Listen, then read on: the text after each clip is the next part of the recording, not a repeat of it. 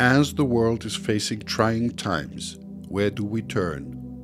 Where do we turn for orientation, perspective, comfort, and inspiration?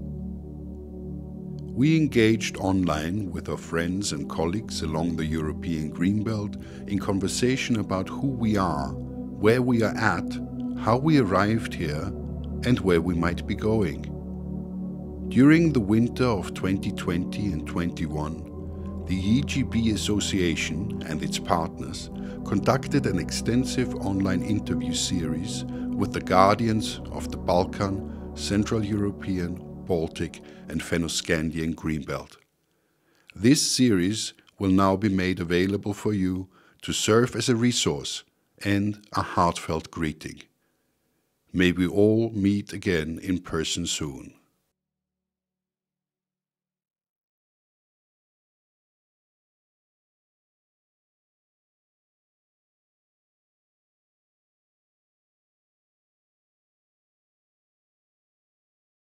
This is really big pity for our international project to have it during these strange times. And it hurts quite a lot not being able to travel across Greenbelt and meeting people speaking about localities, about nature protection. So I miss this at most, and it's difficult to go through the project. But on the contrary, in our country and in the topics which we are solving in the project, it's really fruitful time. I think that last year was, for me personally, some new moments when being addressed to help politicians to solve the problem of landscape and the problems of water retention in landscape and problems with drought. So this is very interesting for us, and I'm quite busy now with helping to Pilsen region government to prepare good strategies for landscape and so on.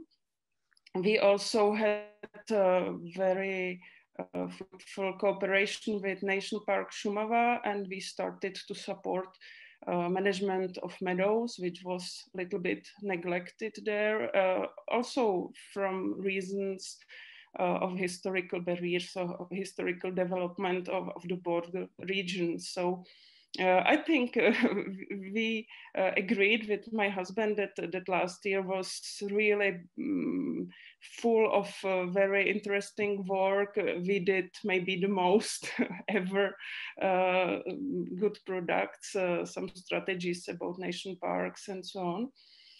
So I'm happy in this field, and I think it's good time to solve these problems, because we can go to the field, we can meet people online, which is sometimes more effective than coming to somewhere. So this was really nice, yes.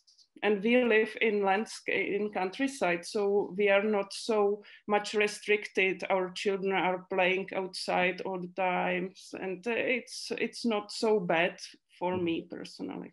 Yes. The private situation, I think, is not very much different from other European countries. You know that it's changing all the time. Sometimes Austria or France or Spain are more in a lockdown than Germany, and or other times it's the opposite way around. At the moment in Germany, the strengthening of the lockdown is in discussion. There will be some new decisions on next Tuesday already. My personal life, yes, it is limited due to no contact, and all the shops are closed. You have no opportunity for holidays, but I think it's the same in Austria and other countries.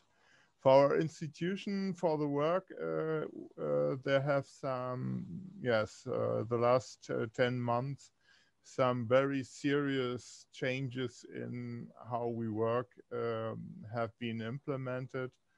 We already made a lot of steps towards more digital work in 2018, 2019, but with the upcoming Corona crisis, we were really good prepared for that.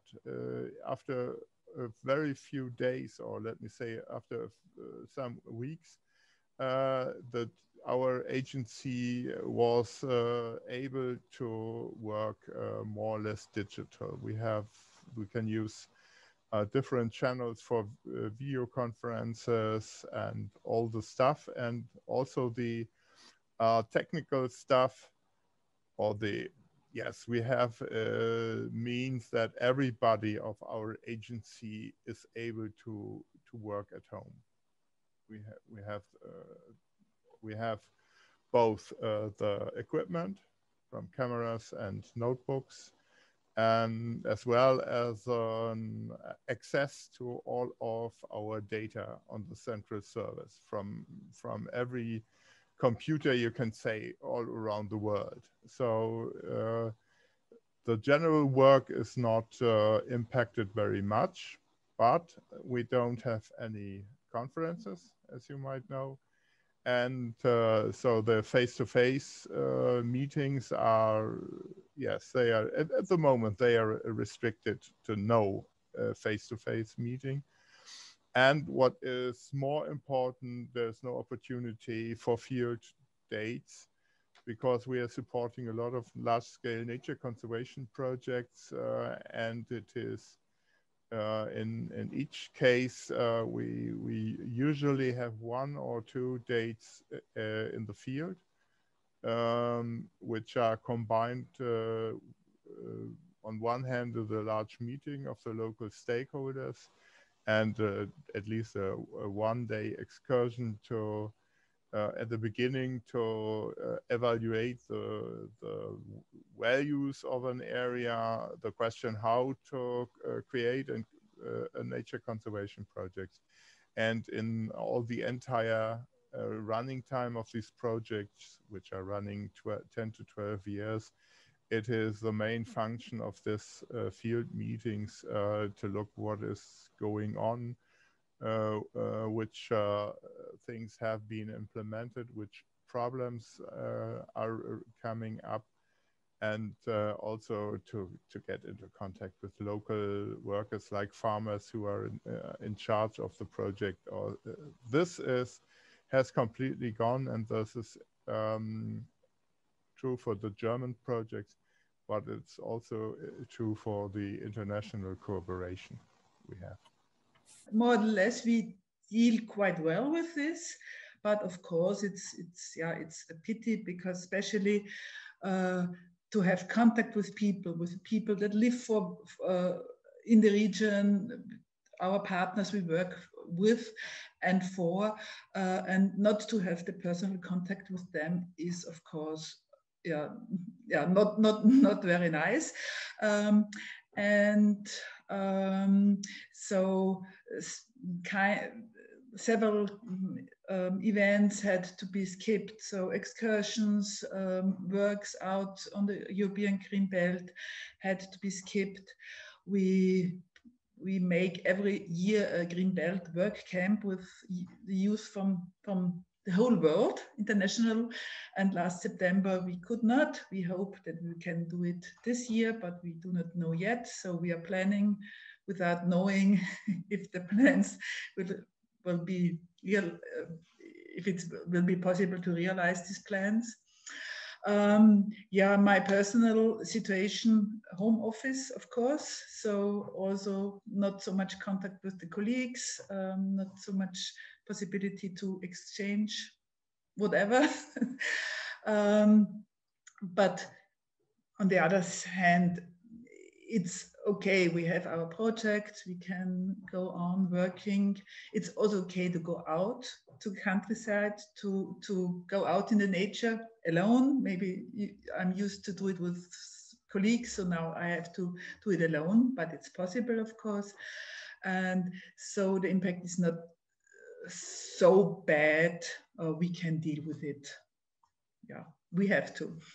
there are some types of work that can be done even in pandemic situations. For example, you can go out mapping and you can do some practical work in the field with nobody around you. We could even meet other people in the field because having some distance is not so difficult. You just, well, keep distance and can visit some locations and can talk about what to do in this special place. We reduced it. We reduced these meetings as well because just we had some regions along the green belt which were quite a lot affected by the pandemic, but we could do it. And we, well, at the beginning of the pandemic, we feared to be not able to have some events along the green belt, but well, we finally succeeded in having these events in the times when the pandemic was a bit going down. So we had some hygienic concepts to, well, people had to keep distance. They had to be enlisted in some tables, and they had to wear masks and things like that. But we even succeeded in having, for example, a summer cycling tour with artists along the Thuringian Greenbelt.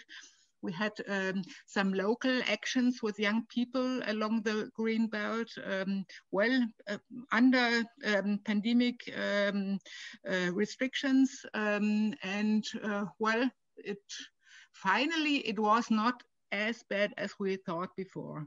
But of course, well, it's not so nice having Zoom conference almost every day and sometimes all day long. And well, it's a different kind of connection with people. Somehow it's it helps.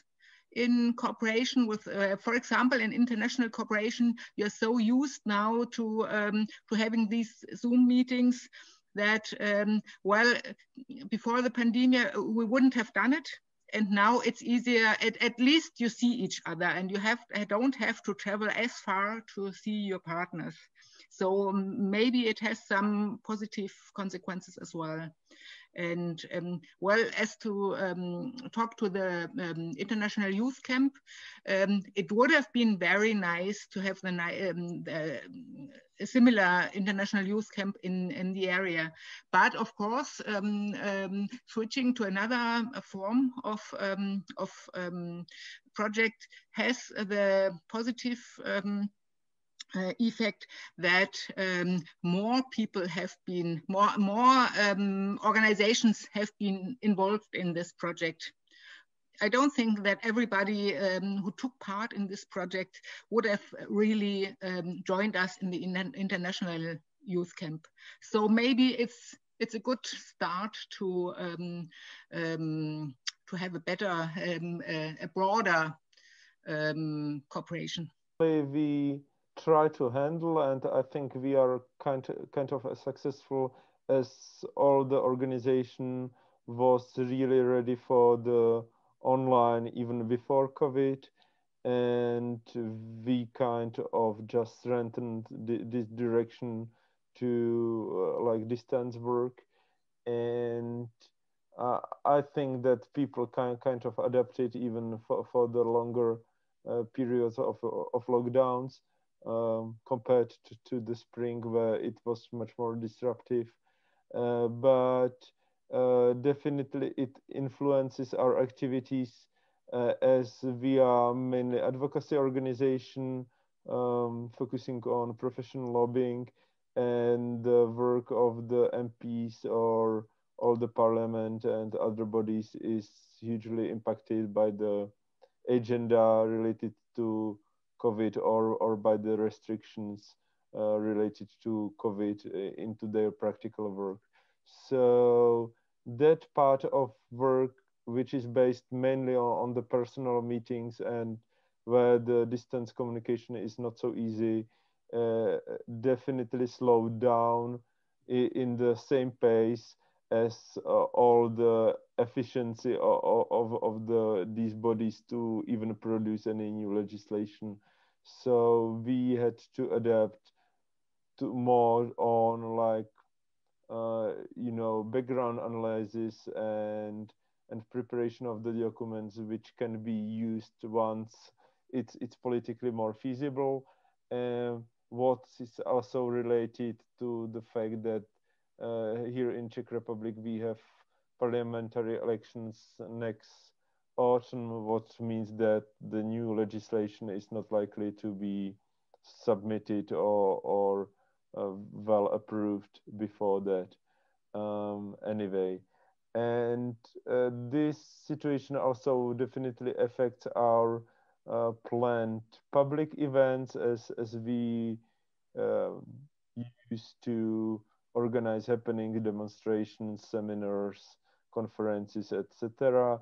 And that's also what is kind of related to numerous changes which had to occur within the EGB project we implemented this autumn.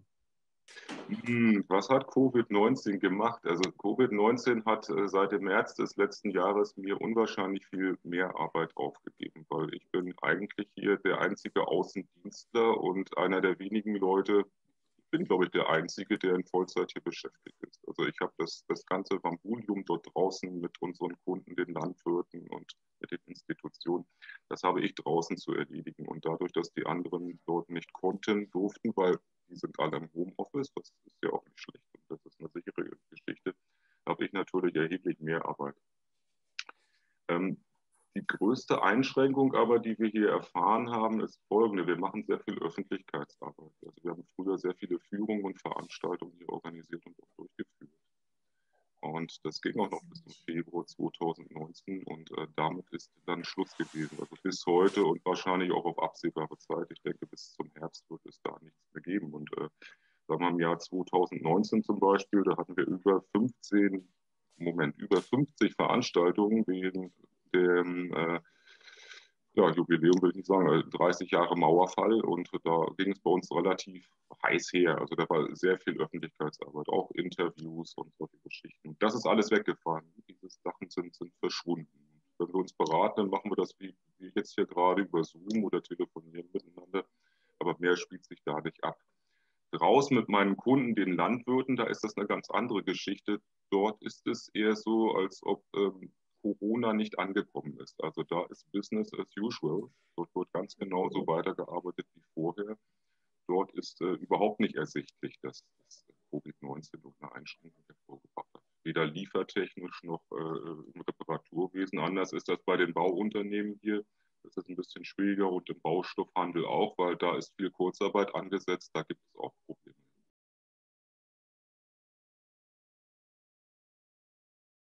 It's, I think, living history till now because all the villages in Šumava are very sparsely inhabited. They have very little young families and very, very little inhabitants in total.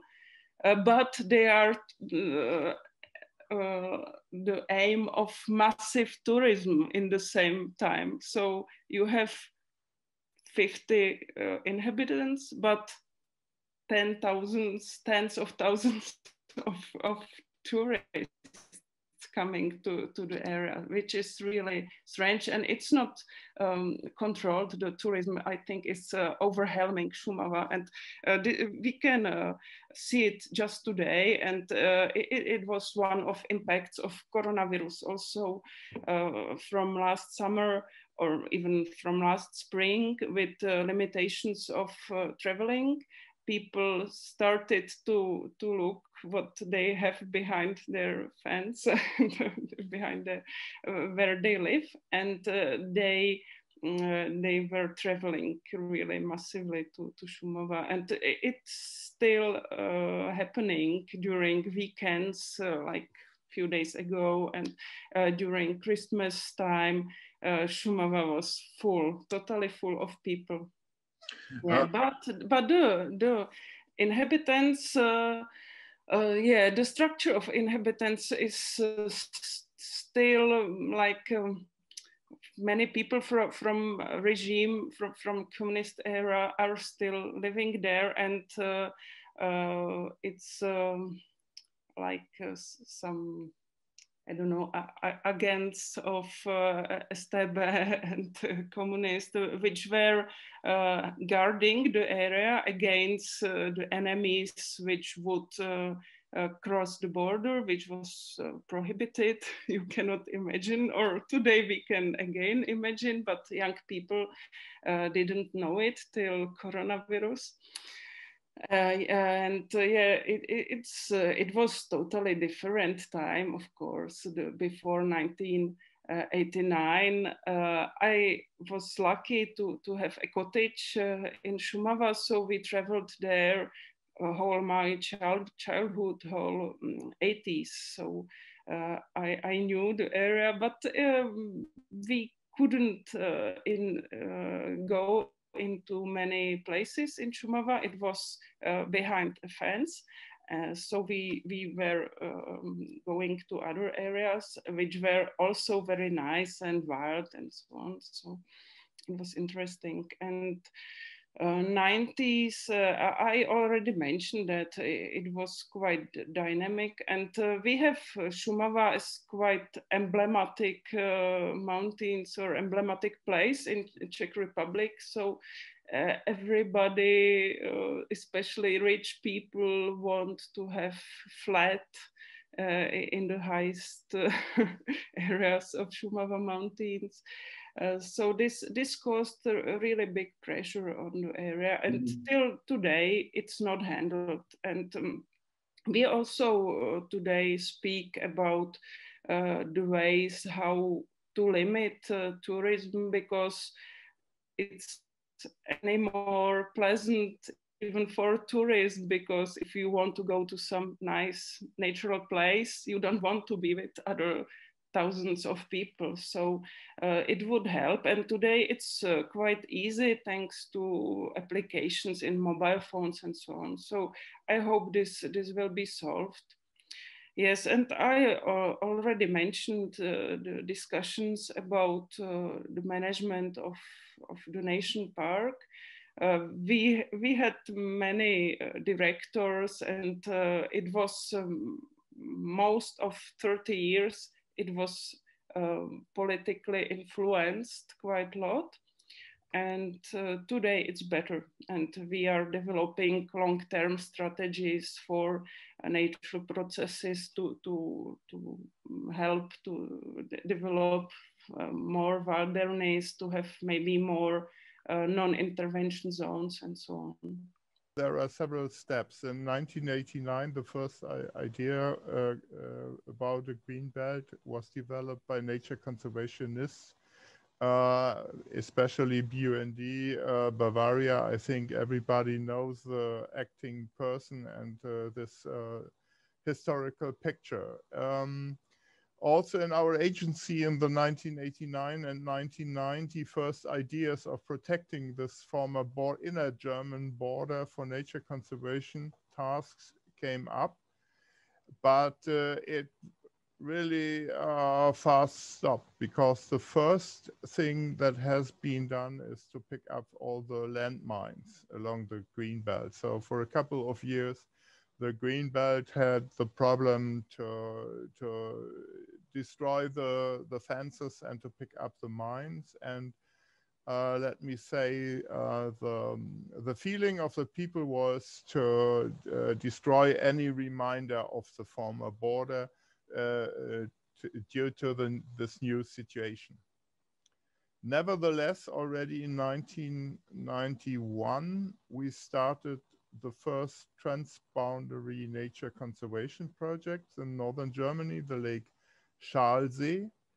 All these projects, as I focused already before, have a long time period in which they are running, at least 10 years. They are expensive and they are really big. And as a result of this project, for example, we now have there a large protected area and a biosphere reserve in this area. So for our agency, in the 90s, we started with several concrete projects along the former inner German border. And as I pointed out, the people living in the border area had the idea to completely destroy these remaining structures. In 2001, BUND came up with the idea to protect the inner German border and to have a look what has still survived, which structures had survived during the 12 years after the reunification. And it was a big discussion with the German federal states, Bundesländer, which is whether this is a good idea or not. And many people already thought there are not many reminds.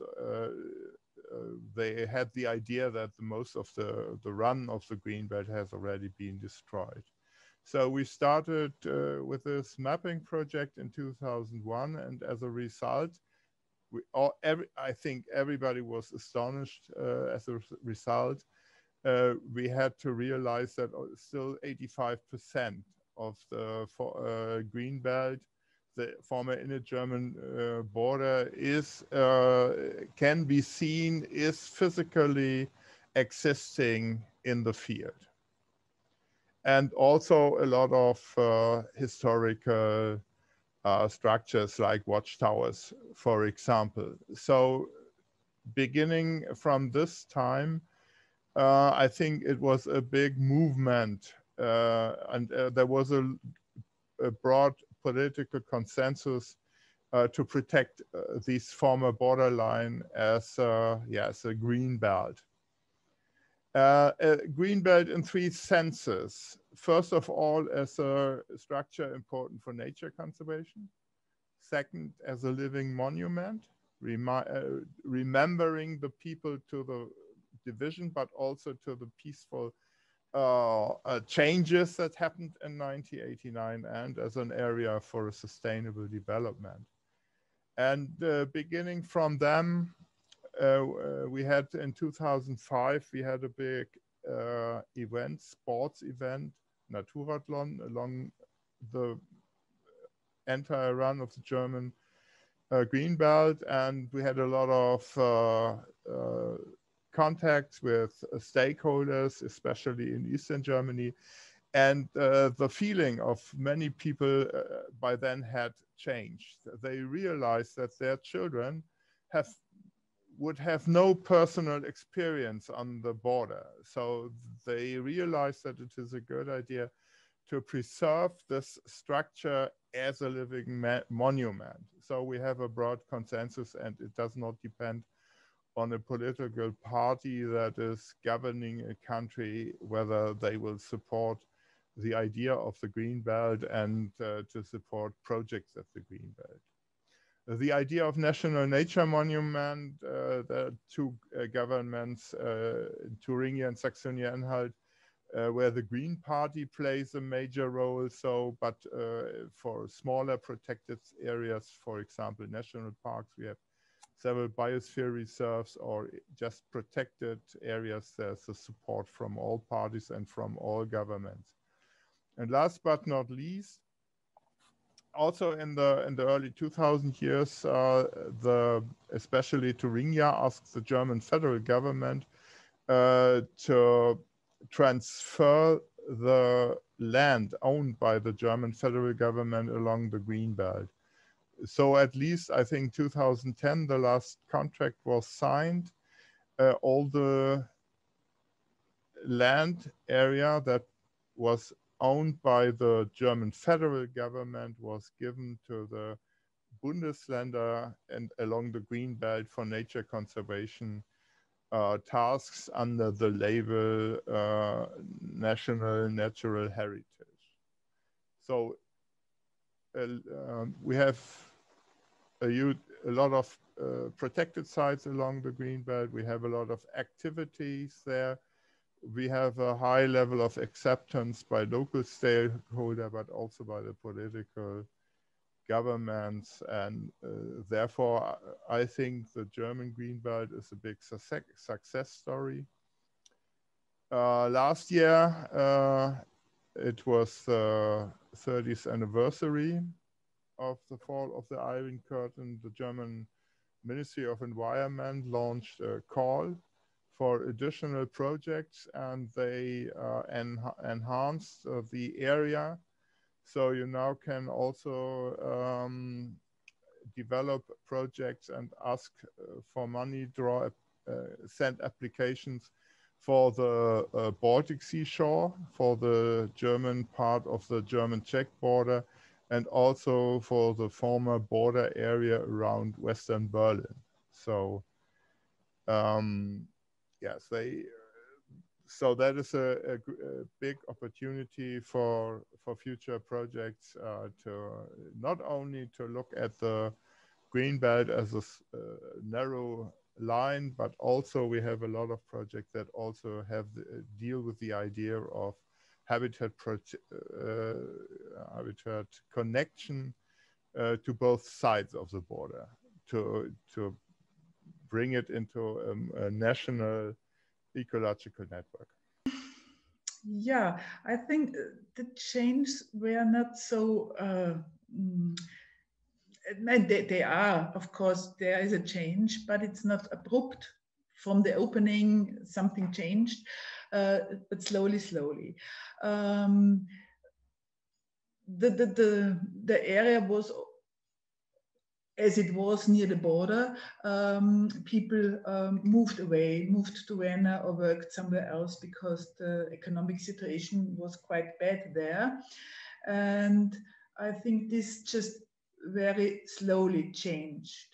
So till 5 years ago, whatever, still the population was going down in the border near areas on Austrian side. And also, I think the working together with the neighboring country, it started slowly. Now we have a lot of people from Czech Republic or from Slovakia who maybe live in Austria, on Austrian side, because it's maybe cheaper or nicer, or the children go to school on this side. We have, of course, a lot of people who come to work, maybe more from Czech or Slovakia than from Austria, going to the other direction, but also this exists. We were afraid from the side of nature protection that too many new infrastructure will be built. There was the talk about the twin city, Vienna, Bratislava, and I thought, oh God, there's the national park Danube, along the Danube, there's the Morava River, and so we were quite afraid that there will be no space left for nature. But also these things, yeah, we have a new highway to the north, to Poistorf, so near the place in my background. So of course you realize there's more traffic, but it's not that bad that we maybe were afraid in the beginning. And of course, you feel it's open, people, yeah, it's no more this living with the back to the wall, more or less. So for instance, my cousin, the wife of my cousin, she came from an area near there. She said when they were children, they took their bicycles, they went there looking at the watchtowers and the soldiers, and then they went away again, and it was a great experience.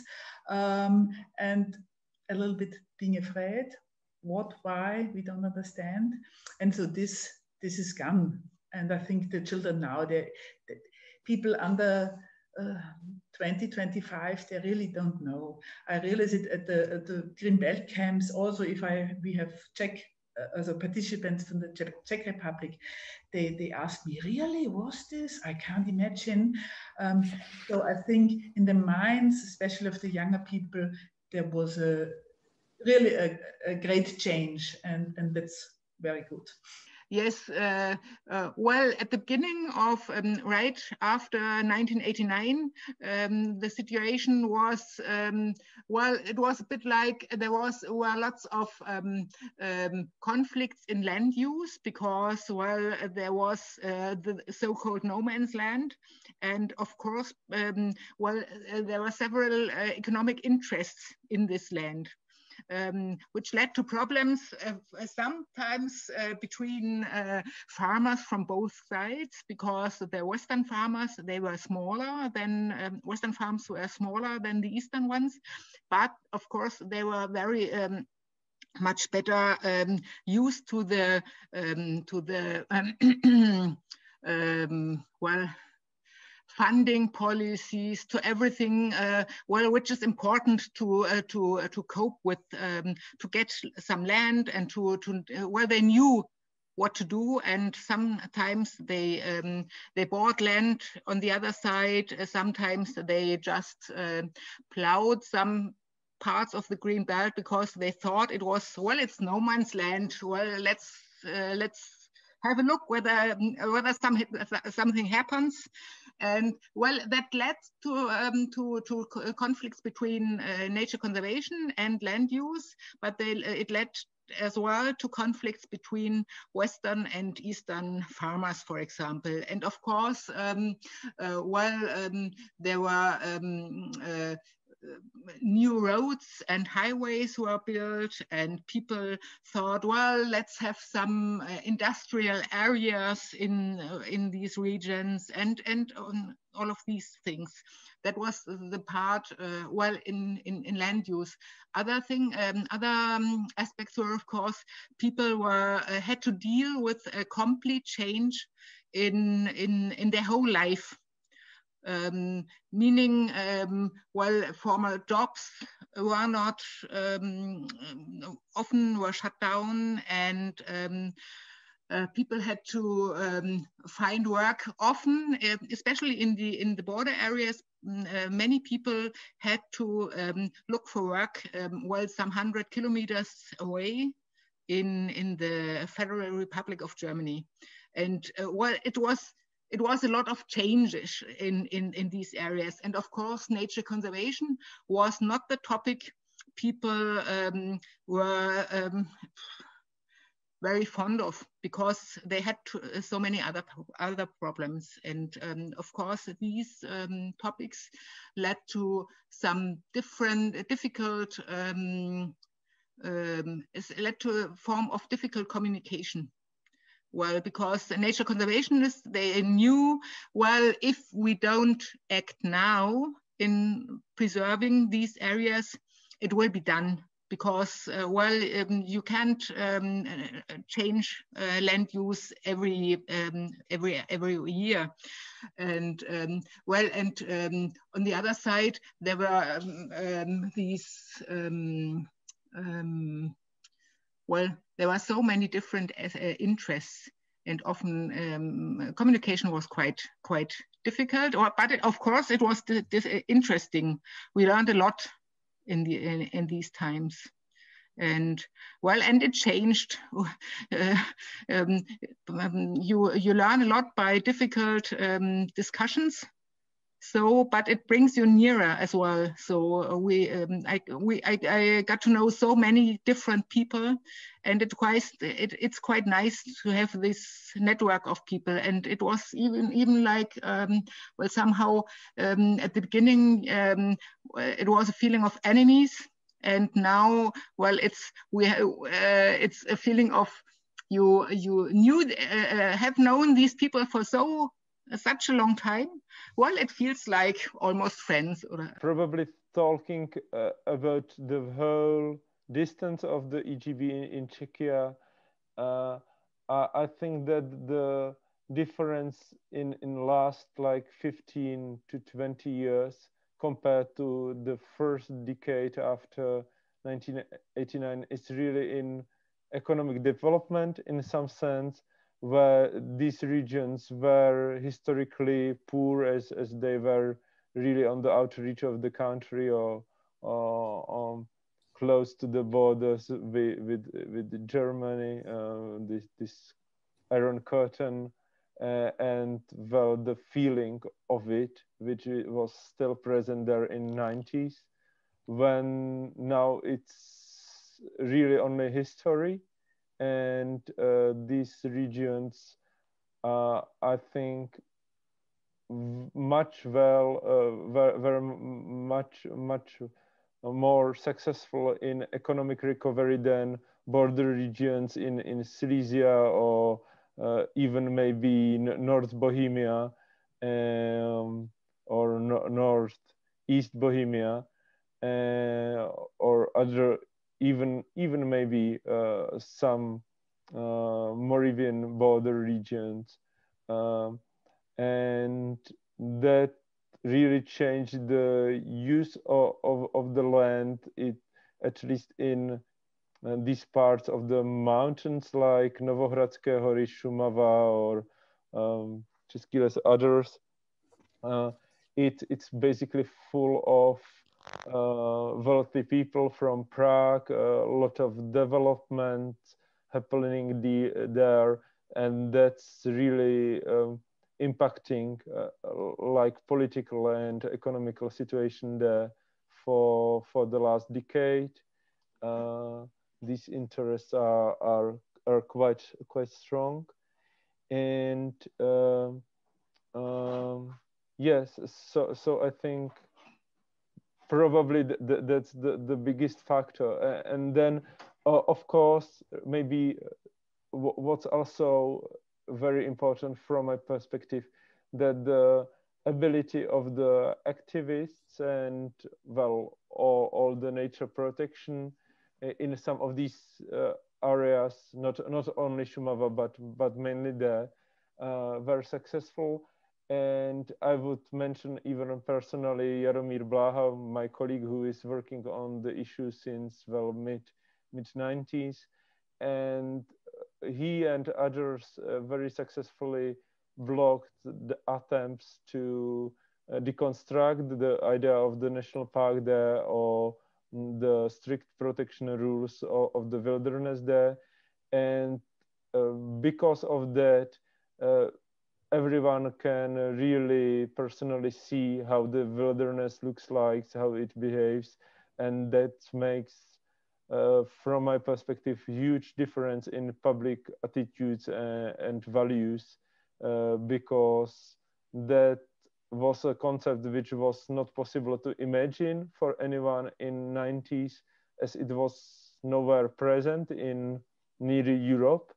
And now basically it's not a matter of opinion, but a matter of seeing is believing of facts. Eine ganz große, eine riesengroße historische Umwälzung gewesen. Also ich muss dazu sagen, ich war von November 1988 bis zum Januar 1990 als Grundwehrdienstleistender hier in Salzwedel stationiert bei den Grenztruppen der DDR.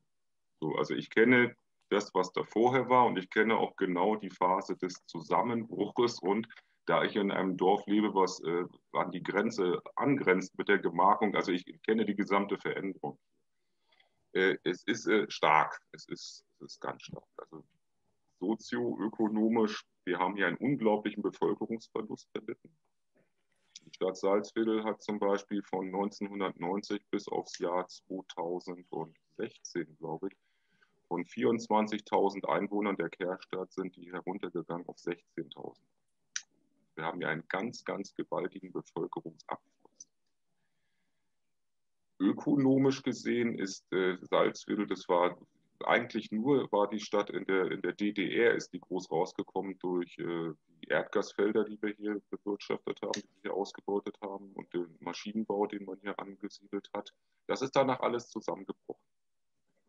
Die Arbeitsplätze sind weggefallen und die Leute sind abgeströmt. Und das Land, sag ich mal, auf den Dörfern, ja, da ist die Bevölkerung auch im Rückgang, aber diese alten Strukturen, sind irgendwo noch da von den Betriebsgrößen und so weiter. Aber wir haben Folgendes nicht mehr. Vor der Wende war die Landschaft bei uns draußen voll mit Menschen. Also aus dem Dorf von 200 Einwohnern, die über 20 Jahre alt waren, haben bestimmt an die 150 in der Landwirtschaft gearbeitet. Es wurde auch viel händisch gemacht, zum Beispiel Unkrautbekämpfung, Rüben verziehen und solche Sachen. Es waren ständig Leute draußen in der Landschaft, auch mit kleinen Traktoren. Die Kühe wurden damals draußen, auch relativ nah an der innerdeutschen Grenze, noch gemolken in Melkhäusern. Die mussten dort raus, haben das Vieh dann zweimal reingetrieben in die Melkstände, haben ihre Arbeit verrichtet. Also die Landschaft war voller Menschen. Und mit der Wende und diesen Umbrüchen ist Folgendes passiert. Es sind kaum noch Menschen draußen in der Landschaft. Es ist viel friedlicher geworden. Und wir haben dadurch, das ist unter anderem ein Grund, wir haben ein Anwachsen der Bestände von Wildschweinen, von Hirschen. Jetzt haben wir Wölfe, die sind auch stark im Kommen. Die Kraniche sind exponentiell in ihren Zahlen angestiegen. Also das war früher mal die westliche Verbreitungsgrenze hier gewesen und jetzt ist die irgendwo in Nordrhein-Westfalen. Und wir haben so viele Kraniche mittlerweile bekommen. Es sind Seeadler da, Fischadler, Uhus. Also es hat sich viel zum Besseren gewandelt. Und die Landschaft ist leer, es ist befriedet irgendwo. Wenn die Landwirte draußen arbeiten, das ist ein Tag, da sind die mal in Gang und dann sind die verschwunden. Das sind Sachen, die haben früher eine Woche gedauert oder noch länger. Und die machen die jetzt an einem Tag, an einem Vormittag. So muss man sich das vorstellen. Also es ist ruhiger da draußen geworden.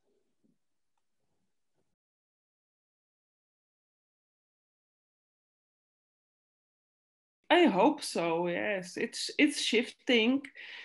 I think the biggest change was the drought and the direct impacts on people, and that people saw that something is happening, and they started to give focus to these topics and to maybe more understand it, I think. And maybe it's also some generation shift or something.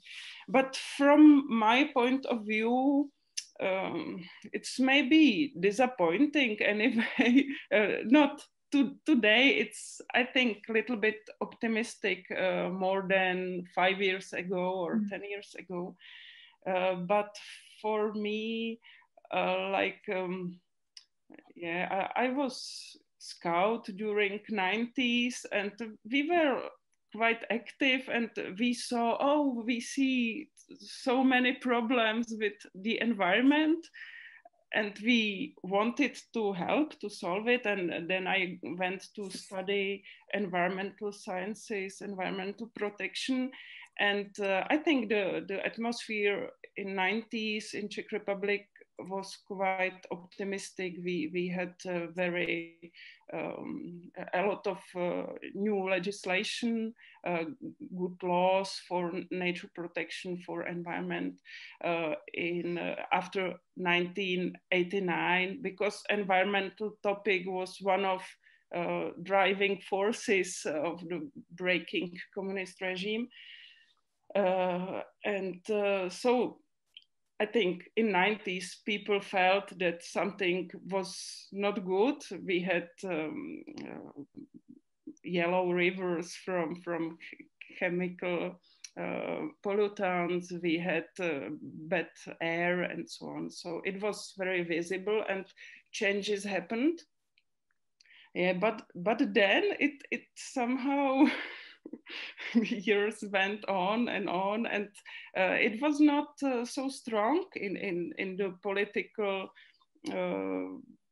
I don't know why, but it wasn't implemented. For me, it looked very clear that I see these problems and I see also solutions, and it's only needed to implement these solutions.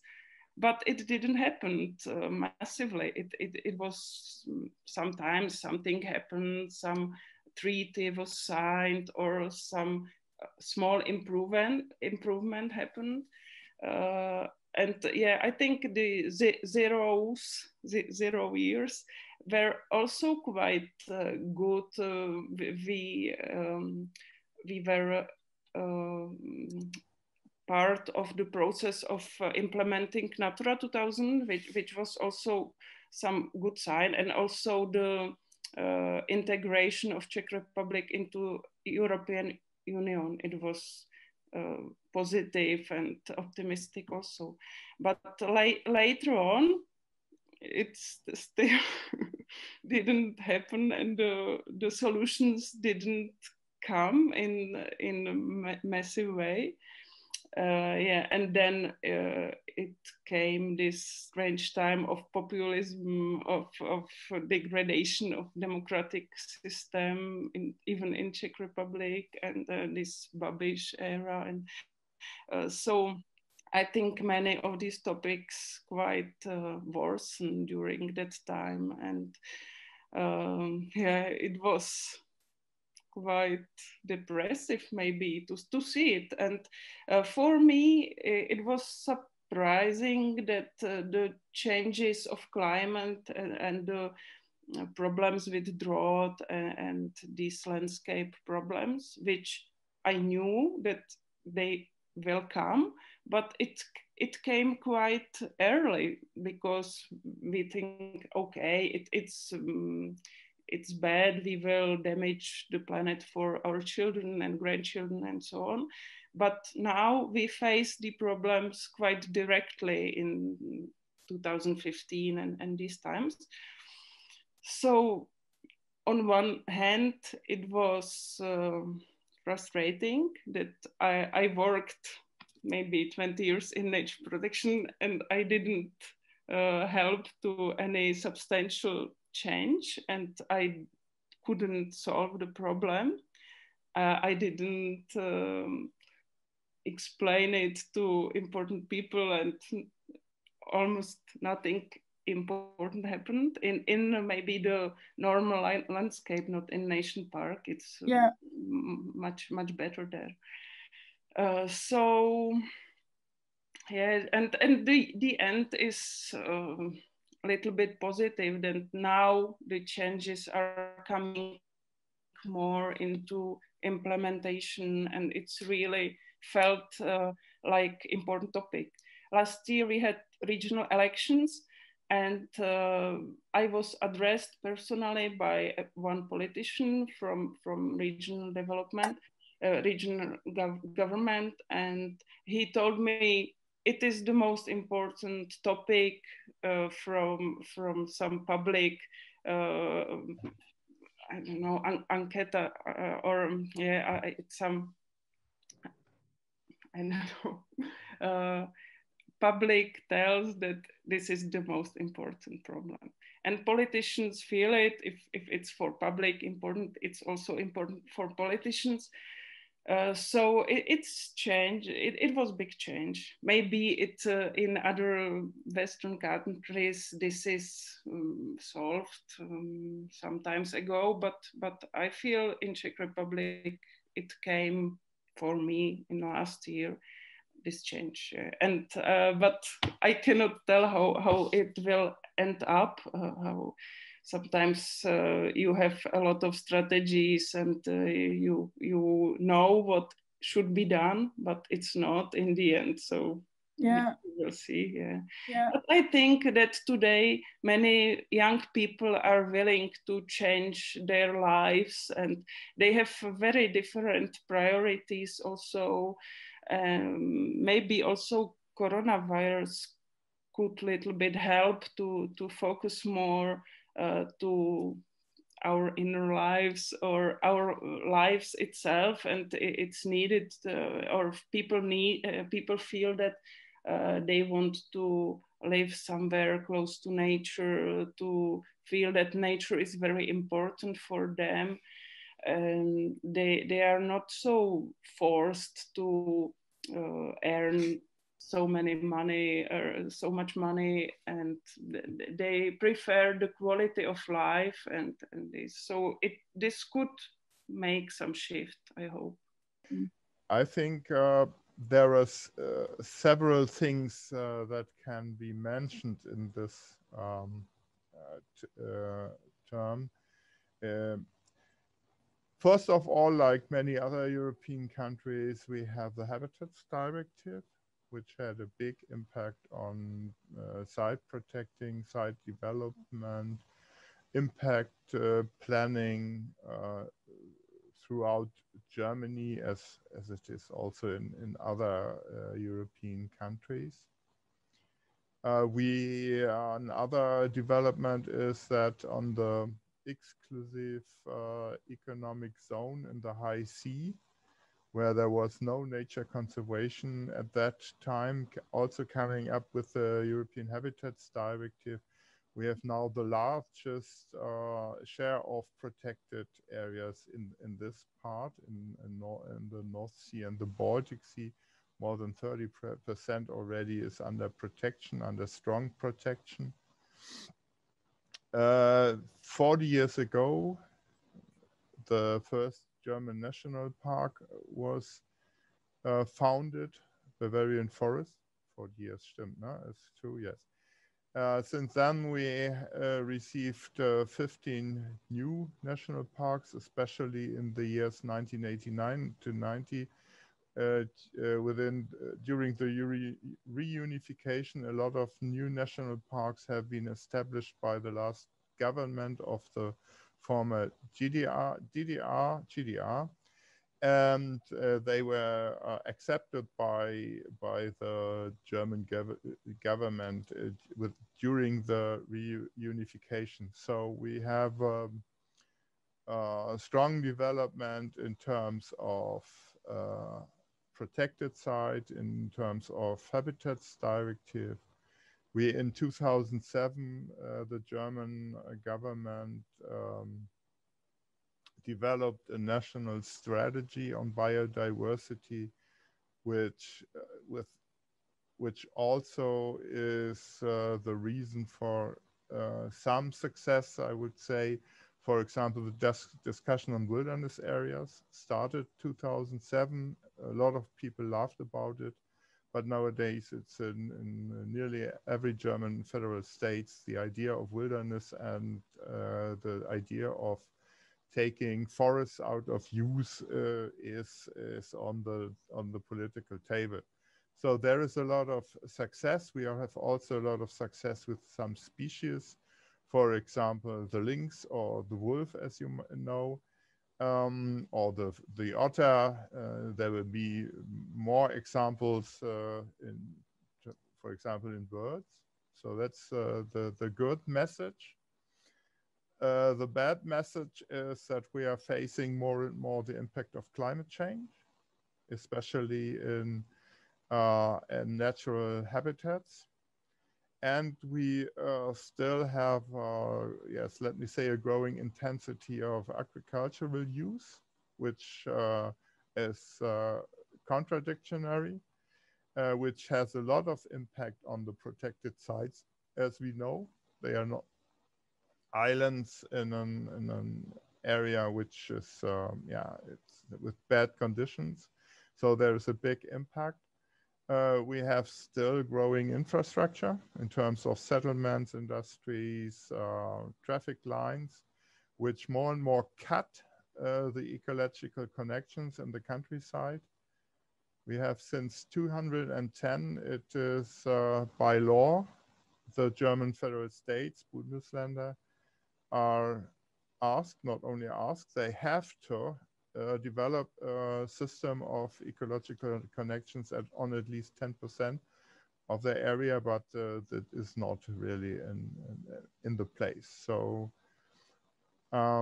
yes, and the eutrophication also is a big problem. So we have some positive developments, but we have some bad negative developments, which are the very prominent indicator at the moment is the development of insects and birds of the agricultural countryside. I think the ecological movement started maybe in the late 70s, beginning of 80s. So in Austria, it was the planned atomic power station near Vienna. So that was the first, I think, movement against something that can destroy nature, or maybe all of us. And then there was Hamburg, the planned water power plant in the Danube, quite near the border. And now we have a national park there. So there were some really, and the Green Party of Austria, for instance, was found in that in this time, or from this resistance against Hamburg. It was 1984, I think, because I just left school at this time. And then I think a lot of good ideas and new projects and new possibilities to protect nature were worked out and started.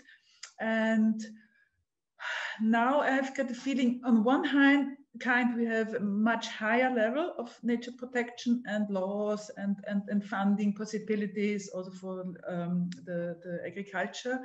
But on the other side, the pressure is growing also quite quick, or even quicker. So building a supermarket in front of every little village. So we have a lot. Austria is, I think, greatest in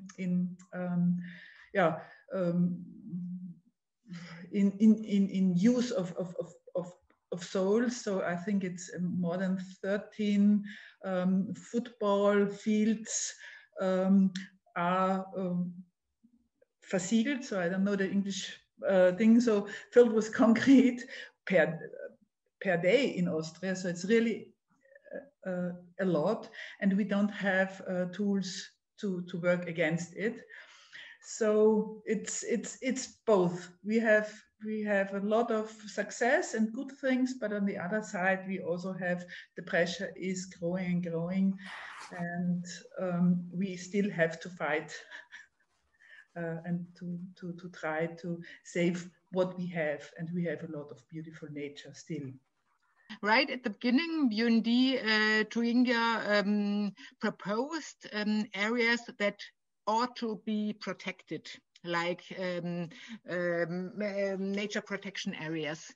And while not all of them were protected, but quite a lot. Like, well, I think it's, I don't know the exact number, but I think it's about 60–65% of the areas we proposed, right, in 1990, where they have been protected, as have been really protected. But of course, it was not that easy. And well, we have quite a lot of protected areas with an EU nature conservation status, Natura 2000.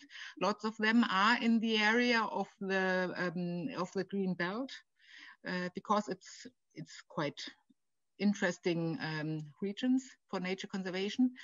And well, and the biggest success of protection has been the declaration as National Nature Monument in Thuringia, which has been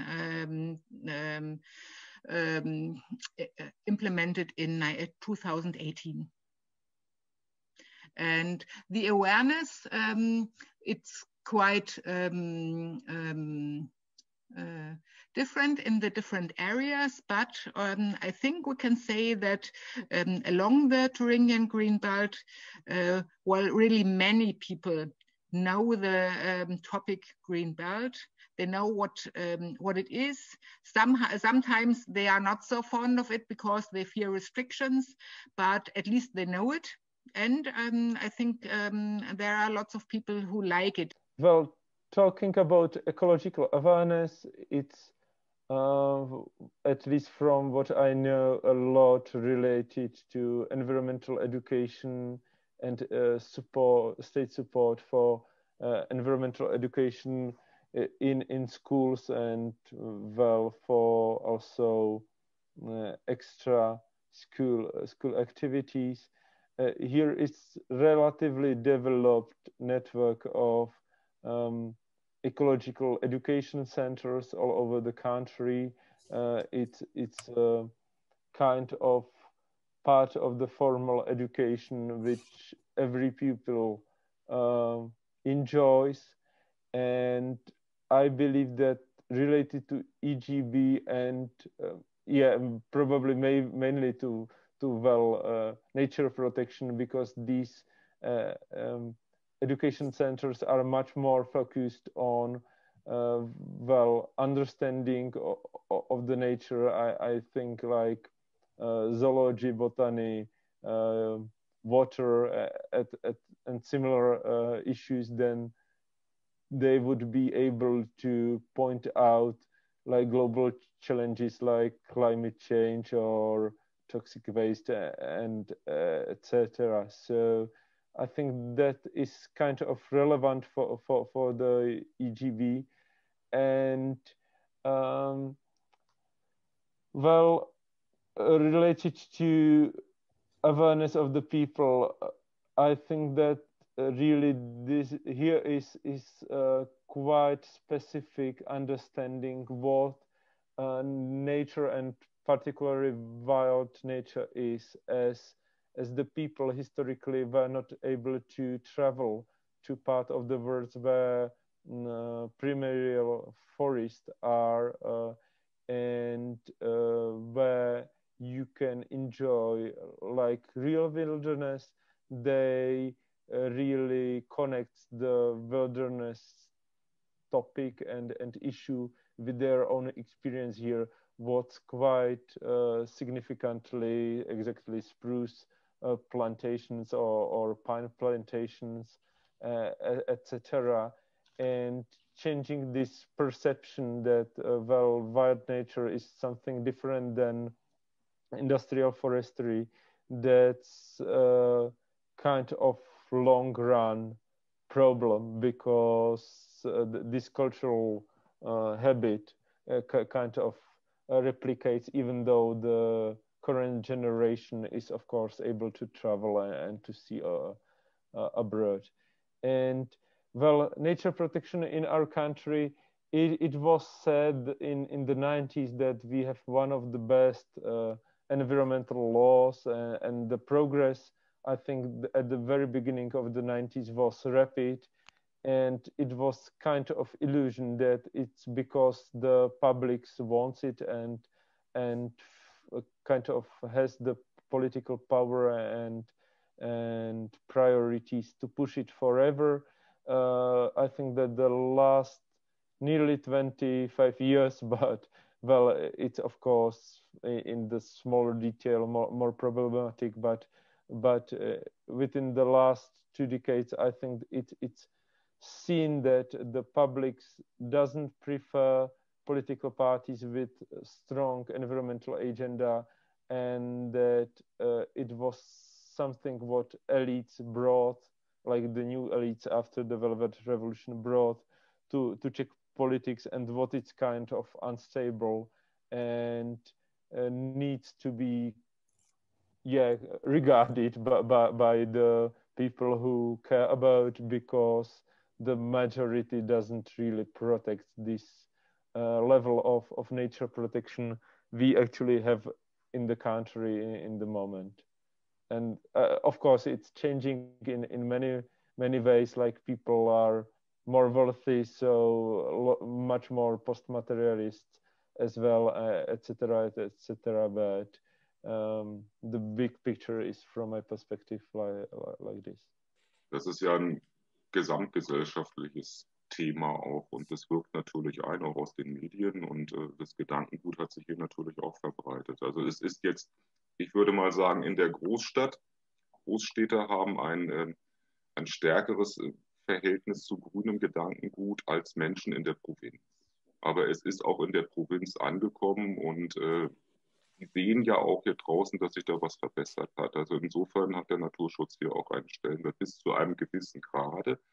Man ist dort auf dem Land, ich würde mal sagen, nicht fanatisch, aber man ist sensibilisiert, und niemand möchte Gift in seinen Lebensmitteln haben, und die meisten Menschen, die ich kenne, wollen auch kein Fleisch von Tieren essen, das die unter unmöglichsten Verhältnissen aufgezogen wurden. Also diese Kleinstlandwirtschaft, sowas haben wir jetzt zum Beispiel auch noch in den Dörfern.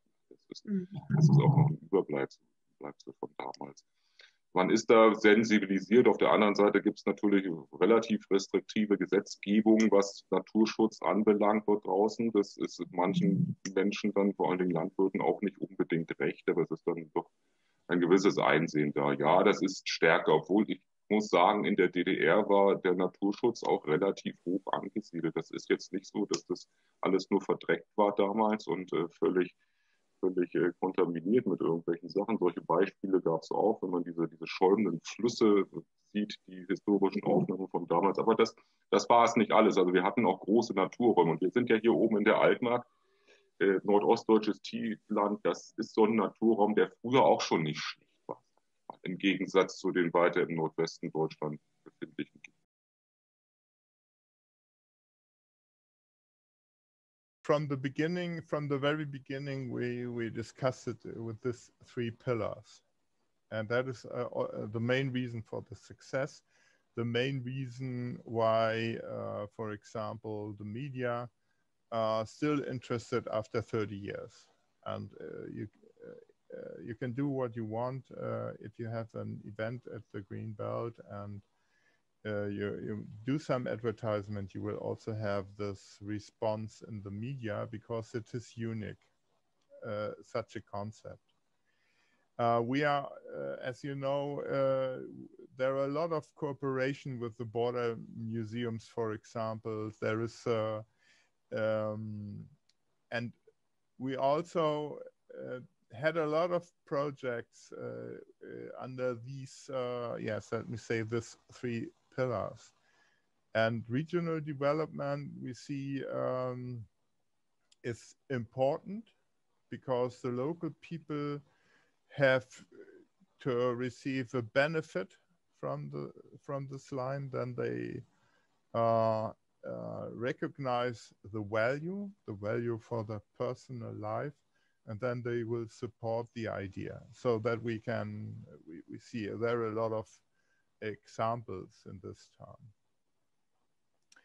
In general speaking, for Germany, we had development in the late 90s, early 2000 years, where nature conservation tried to integrate the nature conservation targets into the used countryside. I think this idea by now is failed.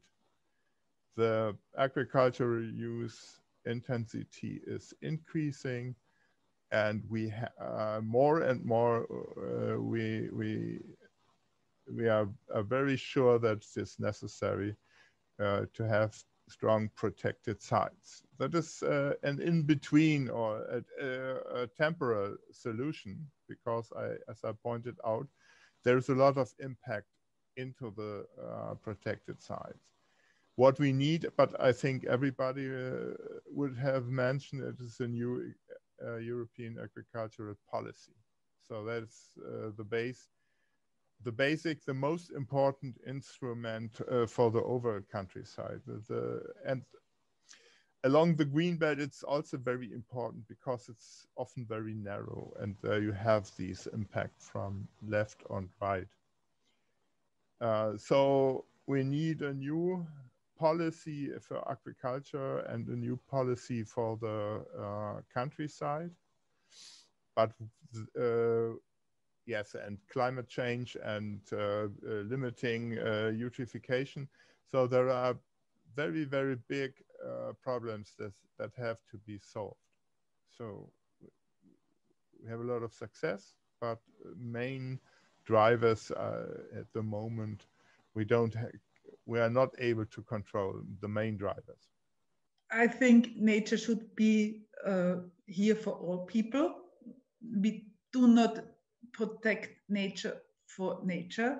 I mean, of course, we also do, but we protect it for us because we want to have this species. We want not just for us, but also for our children, and also this environment, and this being able to go out and hear birds and see butterflies and have a good feeling. So I think I don't want to say no nature just for nature and no people inside the nature. And especially the green belt, I think, is a good possibility to say there is a lot of nature left, and there's a lot of possibilities to use it for walking, for cycling, for whatever.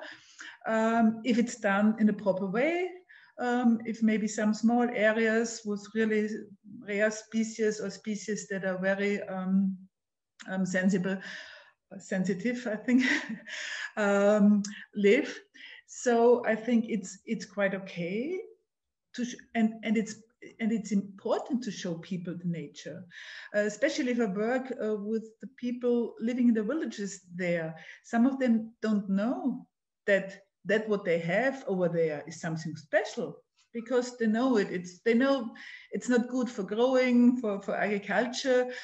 Yeah, maybe children go there and play or whatever, or maybe the hunters say, okay, yeah, the deer is there, and so it's a nice place for the deer.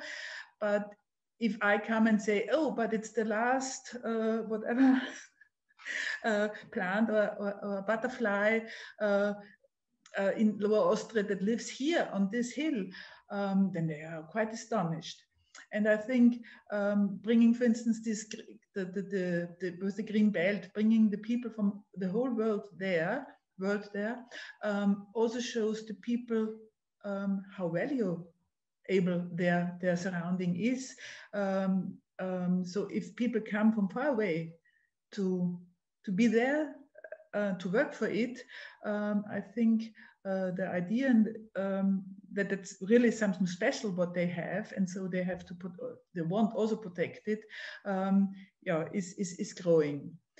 So yes, using it for the people, for recreation, but of course with knowing what you do and not too much.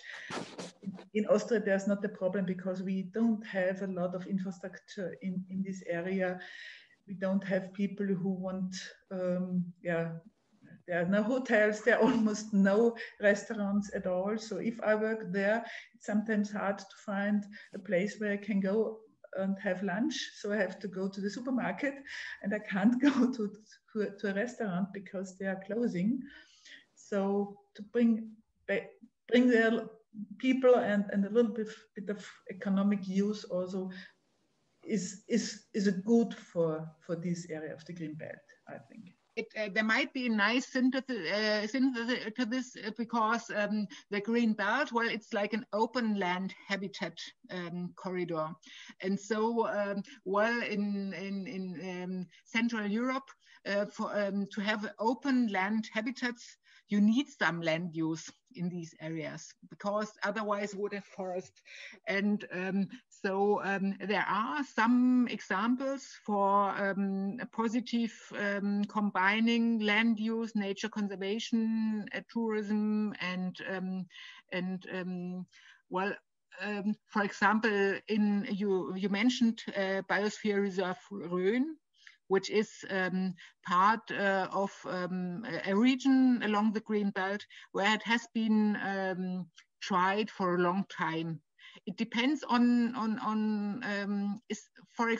for above all, it depends on how environmentally friendly use is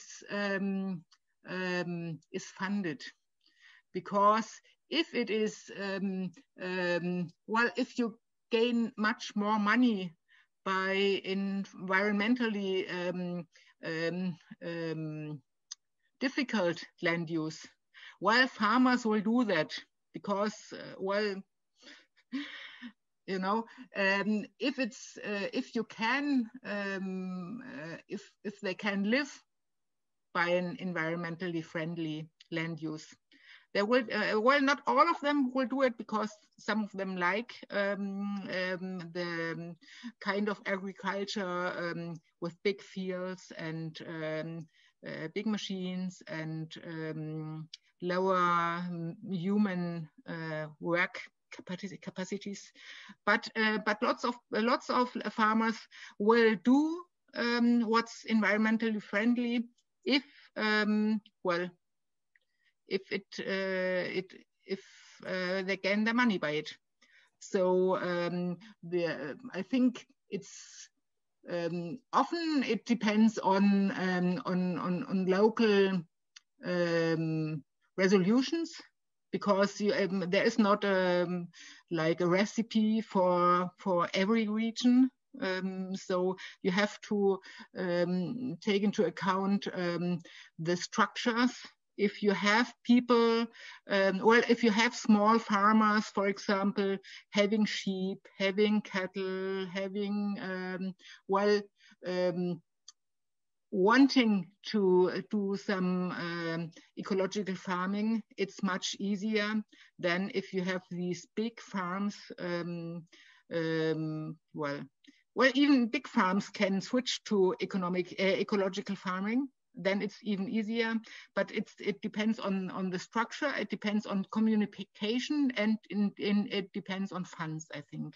I don't have universal answer, at least me as personally, maybe the organization, I could present here some statement which is kind of simplistic, but well, I think that it also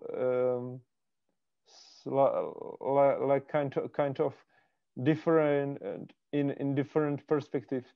So first of all, like people here in the 90s didn't know how the wilderness look like and what the restrictions really are.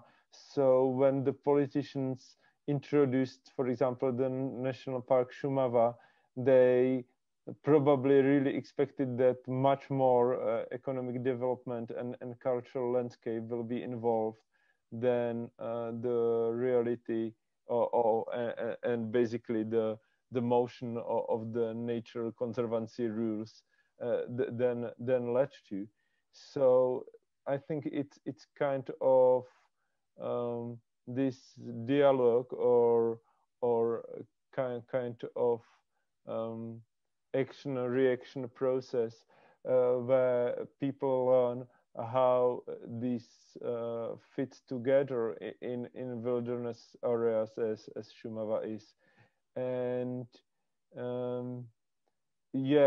I think that that's kind of specific in Šumava also because there are as residents several Czech billionaires, mainly the former owner of the coal mines, who has his residency in the village or small city, which is in the small town, which is in the exactly center of the wilderness part of Šumava.